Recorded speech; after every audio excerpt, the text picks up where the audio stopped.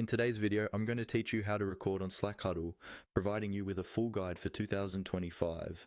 With remote work becoming increasingly prevalent, being able to effectively use platforms like Slack is essential for seamless communication and collaboration. Recording conversations can be particularly useful, whether it's for keeping track of important discussions, sharing information with those who couldn't attend, or simply revisiting details at a later time. Let's dive right into the process. To start off, you'll want to open up Slack on your device. Now, if you're working from a desktop, you can do this by going to your web browser and typing in the Slack URL, or by opening your Slack application if you have it installed. For those working from a mobile device, simply tap on the Slack app icon to get started. Once you're in Slack, navigate to the channel or direct message where you want to initiate a huddle.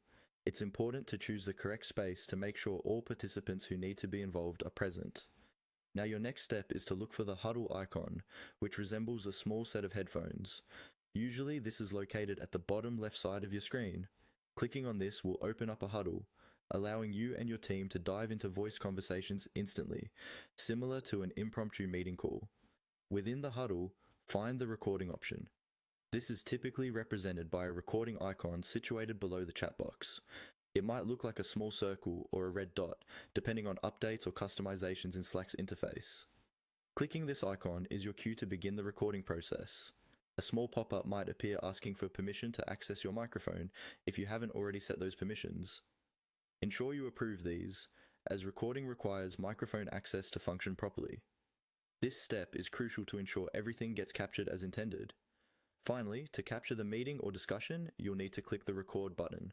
Clicking this will start capturing your conversation.